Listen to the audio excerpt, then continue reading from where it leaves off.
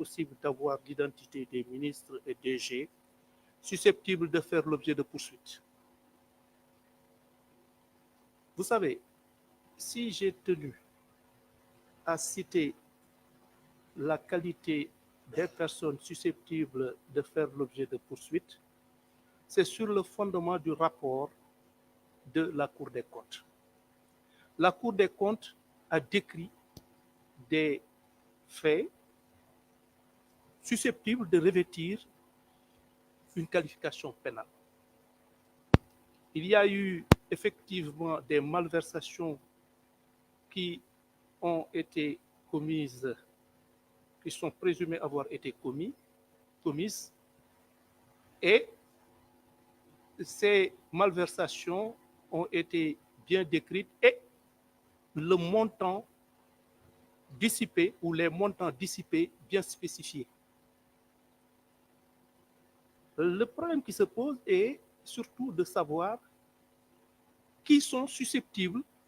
de par leur position, de par la nature des faits dont il est question,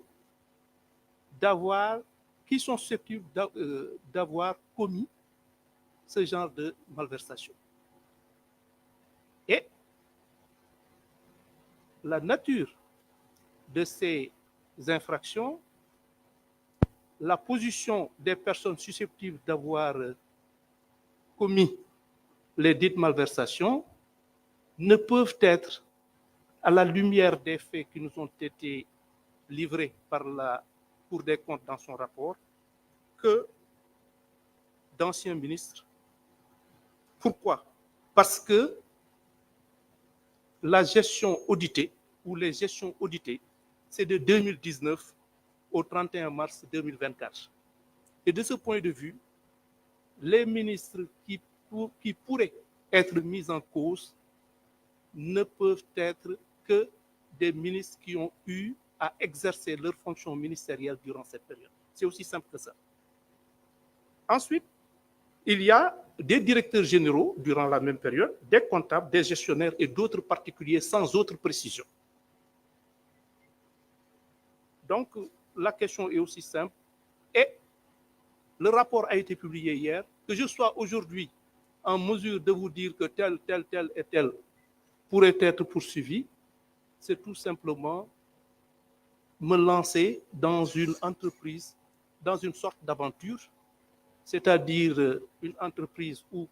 dont on connaît le début, mais dont on ignore la fin. Et ce n'est nullement dans mes intentions. Je ne fais pas du tout de la divination. Cela dit, il a été également question de la question de savoir s'il faut s'attendre à une poursuite pour haute trahison. Que je sache, les infractions que j'ai évoquées tout à l'heure et que peuvent revêtir les faits qui ont été dénoncés par la Cour des comptes, qui ont été retracés par la Cour des comptes, que je sache, le délit de haute trahison n'a pas été évoqué. Parce que moi, j'ai eu à évoquer surtout le blanchiment, le faux en écriture, faux en informatique, détournement de deniers publics, escroquerie portant sur des deniers publics, blanchiment d'argent, enrichissement illicite, complicité et recel de ses chefs.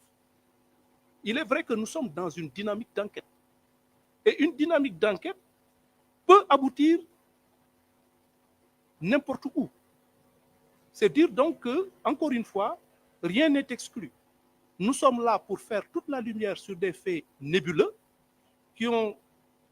causé un grave préjudice à notre économie, à notre pays, à notre collectivité. Dire que les faits que nous recherchons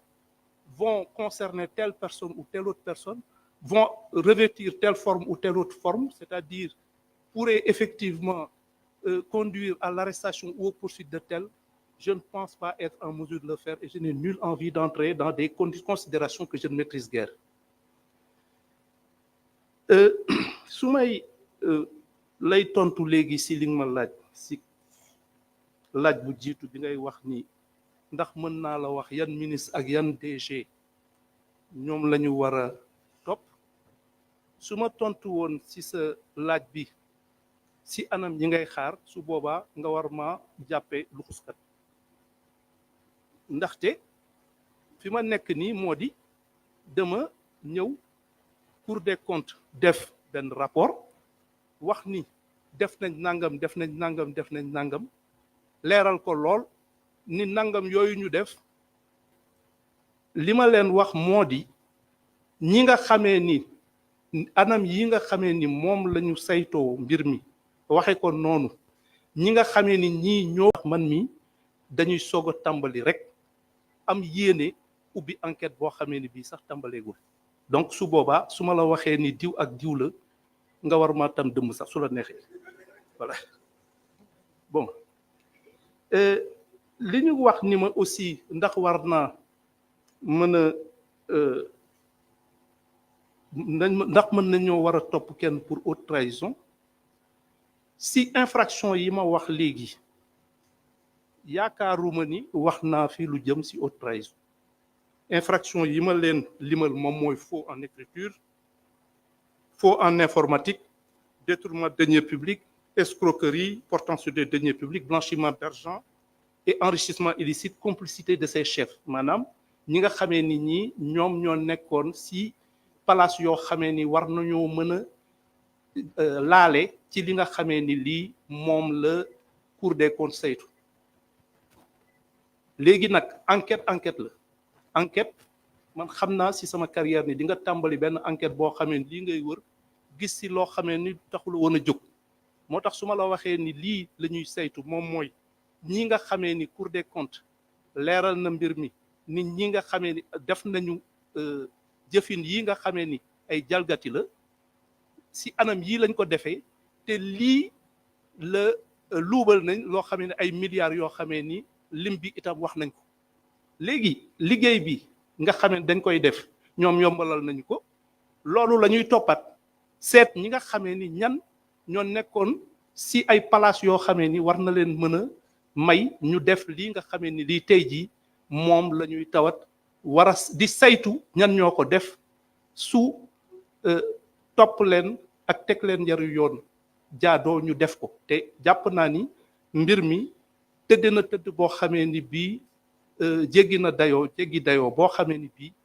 ñooñu dinañ leen seet ba ca war te képp koo xamee ni laale nañ ci dinañ ko seet ba mu leer ñu naññ ni kii war na cee mën a laale te dinañ ko topp te su boobaa comme ni ma ko waxee léegi lépp li nga xam ne yoon daf ko may si àqam ak yelleef ñu sàmmonteeg loolu waaye du tere képp koo xamee ni kii war nga mën a leeral mbir yi war nañ la cee mën a topp dinañ la ci topp bu leer nañ te su waree yaru yoon te yoon moo koy dogal loolu laa amoon si domaine di wax maa ngi leen di sant leen gërëm.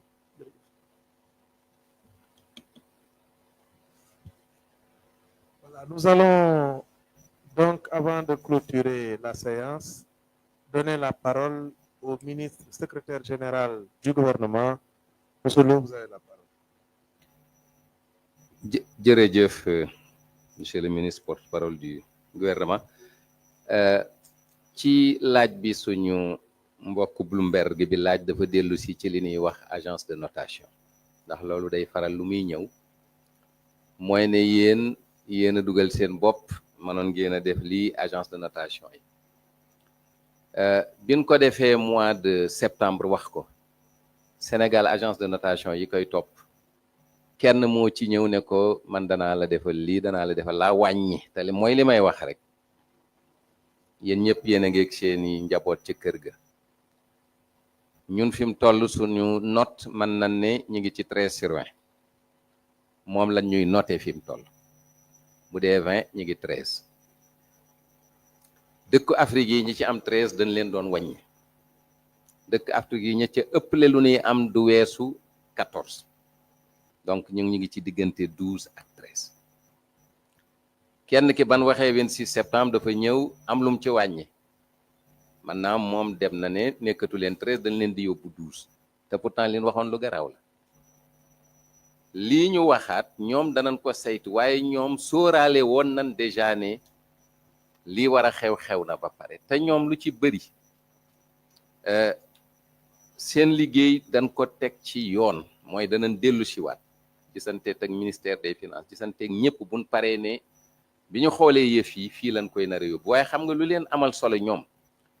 mooy seen xàcc fu ngeen xàcc ci jëm te loolu yaakaar naa ne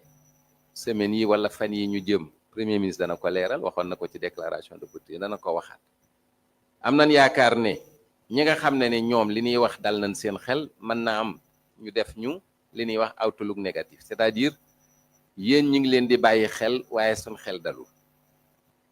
loolu lu ci bëri mooy li nga xam ne ne bootul dana am ñu ngi leen di bàyyi xel suñ xel dalul loolu buñ ko amee lii ñu def lu mu ñu wàññi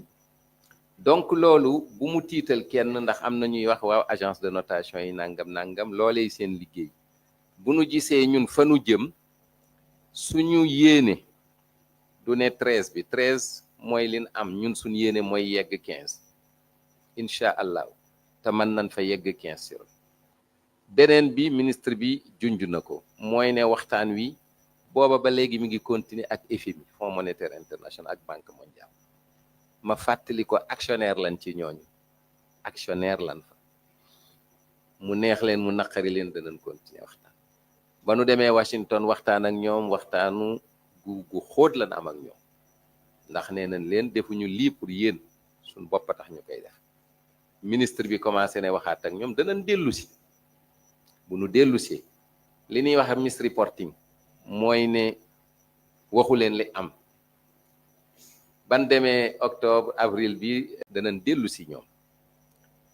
am nañ procédure misreporting loolu moom mooy ñi fi nekkoon waxuñu woon dëgg kon nu ñuy def ak yéen waxoon naa ko ci benn émission ñett la rek ñoom ci seen règle